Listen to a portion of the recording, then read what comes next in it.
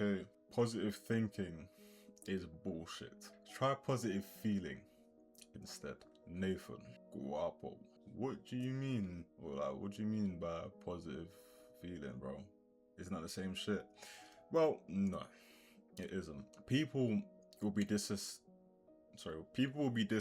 with their reality, right?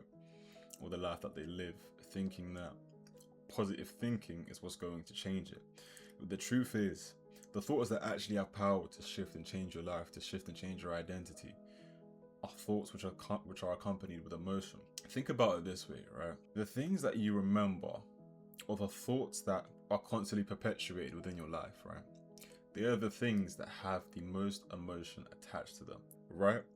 So, in the realm of memories, the memories that are easiest for you to remember are likely the ones that have the most emotion attached to them. Now, I'm going to explain. I'm not going to say I'm going to explain, I'm just going to explain it.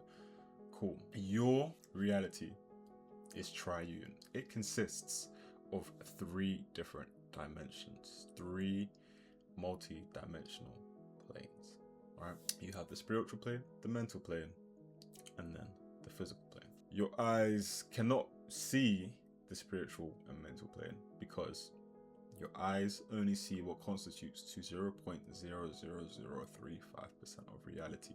You can only see visible light on the electromagnetic spectrum. You can't see anything else. Humans can't see anything else. So that means our eyes only perceive a very, very tiny amount of reality, meaning that there are a multitude of invisible forces at play. And these invisible forces, this invisible force, are forces of consciousness. Now, you've been told that the mind's in the brain, right? Or maybe that's just the conception that you came up with. The mind's not in the brain. The mind is everywhere. Without going off on a tangent about that, let us first see how we can use this information, right? I've already said that thoughts without emotion applied to them have no power, right? And the spiritual and mental planes, they are the planes of cause, while the physical plane is the plane of effect. Within the spiritual and mental plane, you have your frequency / your subconscious mind. Your subconscious mind is what literally perpetuates the reality you live in. It also perpetuates 95% or 99.9%. I can't remember the exact percentage of the actions that you take, the habits that you have. So literally, the subconscious mind holds your identity / your frequency, and then literally outputs the thoughts that would be compelling you to take certain actions, which would then have an effect on the reality around you, right? Now, a thought by itself creates a wave. When an emotion is applied to this thought, that wave begins to collapse, and upon repeat collapses of that wave, your reality begins to shift, right? So that means the 2 keys to entry to the subconscious mind, right, are repetition, but more importantly, emotion. Now, why positive thinking is bullshit is when you are experiencing a reality that you are not happy with, that is causing for you to feel negative emotions, simply telling yourself that the opposite is happening or something positive is happening while this is happening to you with no emotional conviction behind that, it's just going to create more doubt within you internally. Because cool, you can lie to other people, but you cannot lie to yourself. When you are lying to yourself, you know deep down that you are lying, which creates that doubt. And that doubt then perpetuates that same reality, that same experience, that same identity that causes that experience, that causes that reality. So, therefore, positive thinking is kind of futile. It does nothing.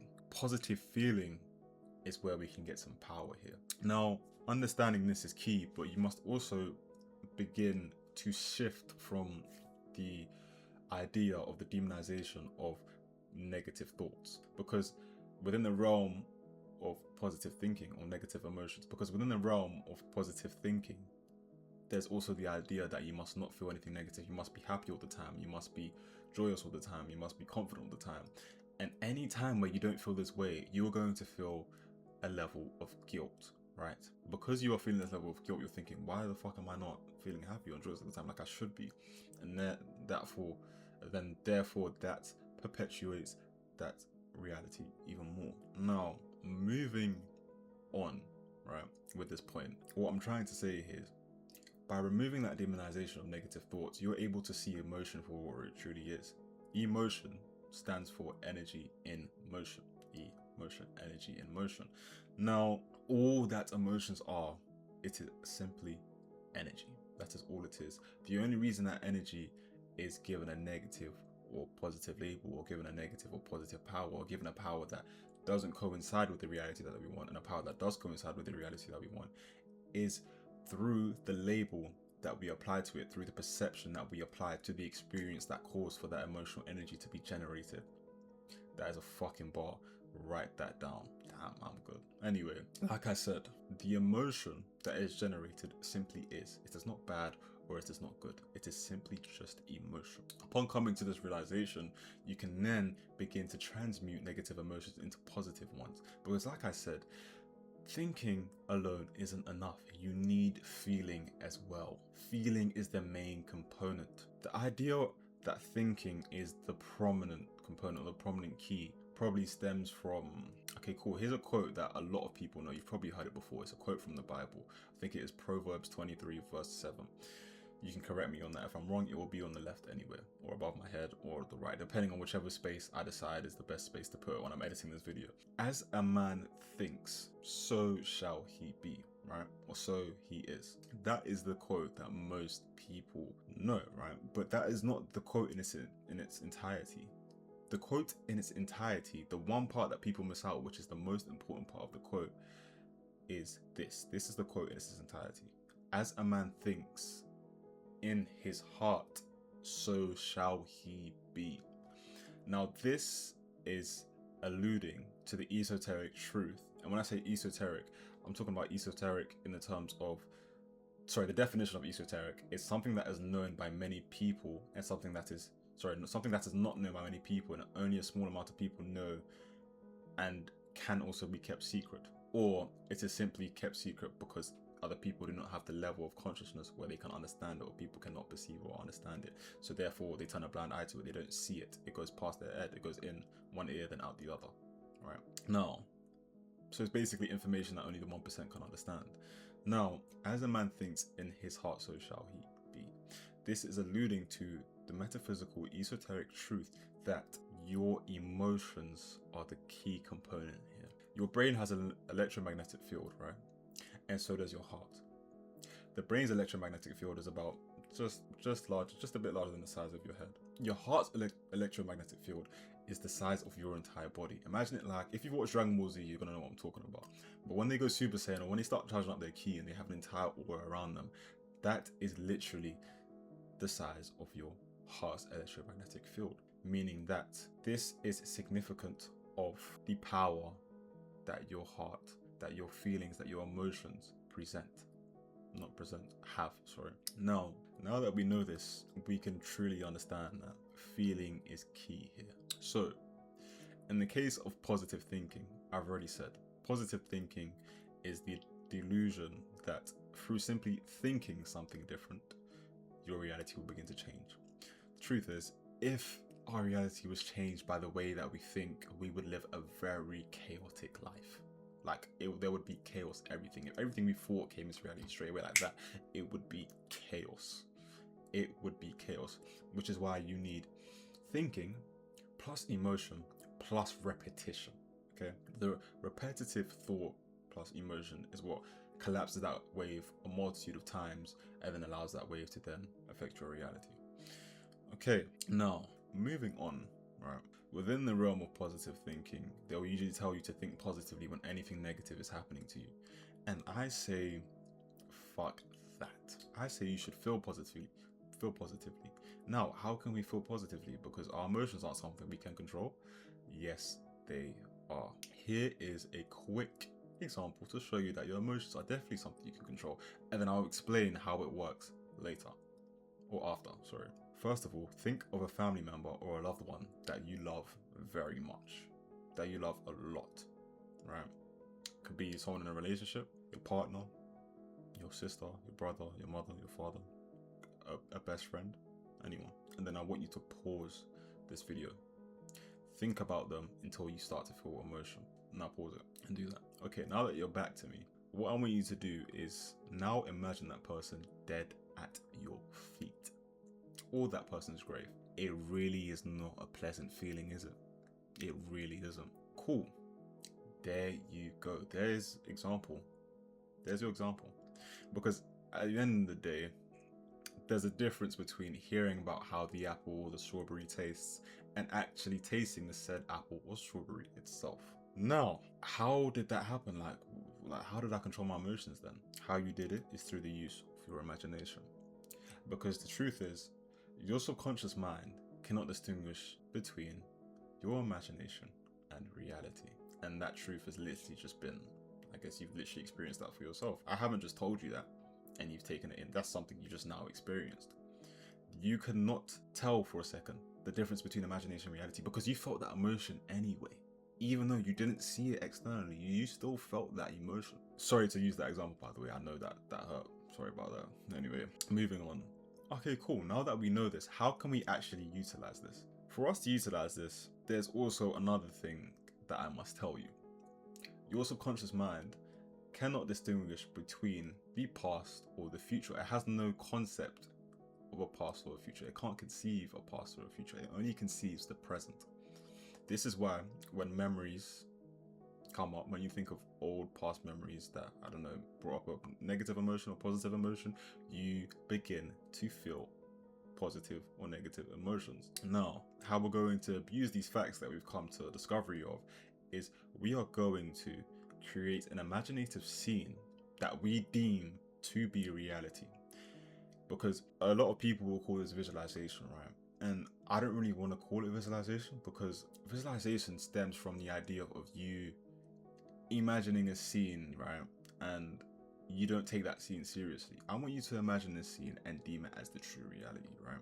So, I mean, you're going to feel the emotion regardless, but deeming it as the true reality will help you even perceive it as the true reality and allow for that emotion to be stronger. Now, as you have created this imaginative scene, you're going to keep it simple and short. You're going to keep it, I don't know, 2 to 5 seconds, whatever within that range feels calm for you, feels comfortable for you. You can maybe even extend the range if that feels more comfortable for you.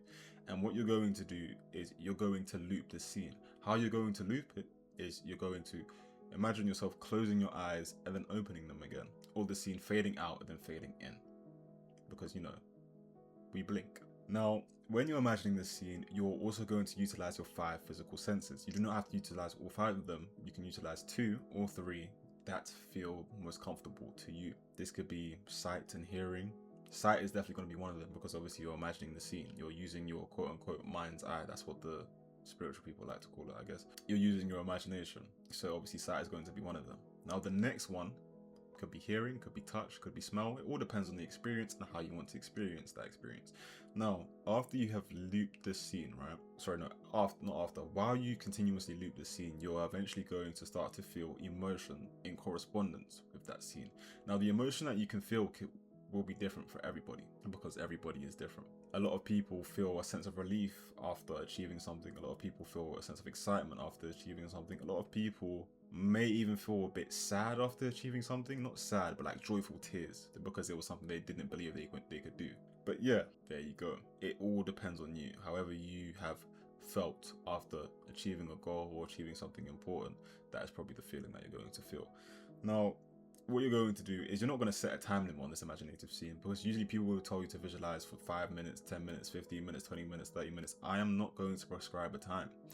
I'm just going to tell you to visualize until you do not feel the emotion anymore. Because when you visualize until you do not feel the emotion anymore, it stops you from getting into that state of positive thinking, where you start to begin to feel as if you're telling yourself something that isn't happening because there's no emotion applied to it. And because there's no emotion applied to it, the doubt begins to creep in. So you're going to stop as soon as you no longer feel any emotion tied to the imaginative scene. Now, after you have stopped, what you're going to do is you're going to create an energetic shield around yourself during the day, during night, during the day, during night, what am I talking about? Yeah, just during the day.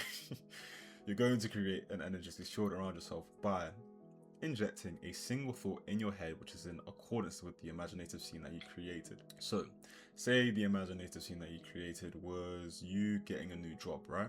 And you've now shifted from positive thinking to where all of these jobs are declining you, but you're positively telling yourself, positively thinking, oh nah, one's gonna accept me soon, but internally you're having that feeling of doubt, which is then going to perpetuate that exact same reality being experienced. But you've now shifted to positive feeling, where you have utilized the fact that your subconscious mind can distinguish between imagination and reality, and past or future can't conceive those, it can only conceive the present, to then create an imaginative scene which then perpetuates the positive feelings, which then perpetuates the lack of a desire for you to see it externally, because you already believe you have it internally, because everybody has an energetic ceiling, right?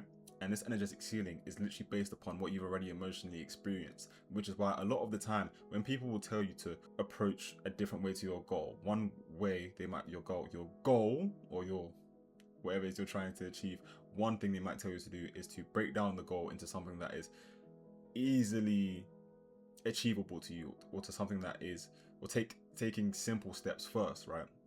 So you can kind of crack that energetic ceiling. But with this approach, we're taking a metaphysical perspective where we completely crack the energetic ceiling by emotionally experiencing something above that ceiling, which is abusing the fact that the subconscious mind cannot distinguish between imagination and reality. Now, I'm kind of going off on a tangent here. I think I've almost kind of forgotten what my original point was gonna be. But yeah, cool. So we've now shifted to that state, and we've created an energetic shield around ourselves to perpetuate that state even more. Now, the positive thinking actually has power because positive feeling is applied to it. Now, because we've emotionally experienced something, that is going to affect our identity, and our identity is going to begin to shift towards an identity which will naturally be compelled to take the actions which affect reality, which then creates that reality that we want to live in.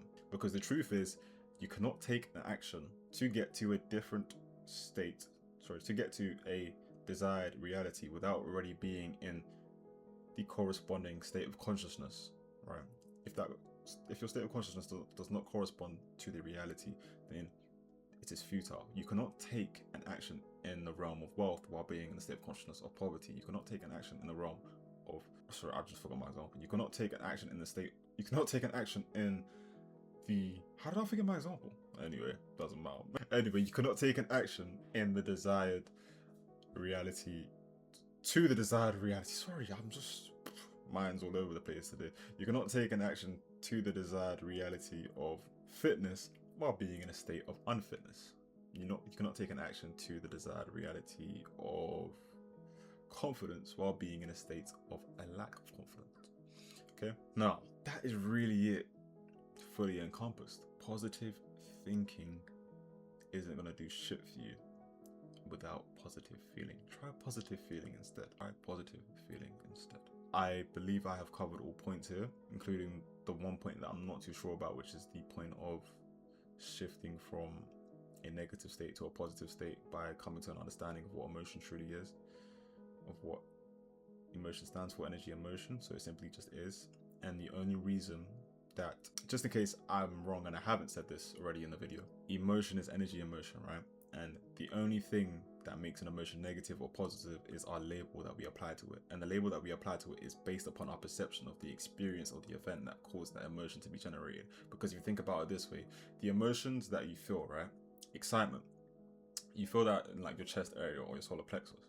Fear / anxiety, you feel that in the same place, your solar plexus / your chest area. It is the same emotional energy, but what it is, whether it is negative or whether it is positive, is simply changed because of our label that we apply to them, because of our perception of the experience or the event that caused the emotion to be generated. And that is simply it. Oh, I'm in a fucking flow state right now. Anyway, that is simply it. That is it for this video. And I will see you guys later. Thank you for watching.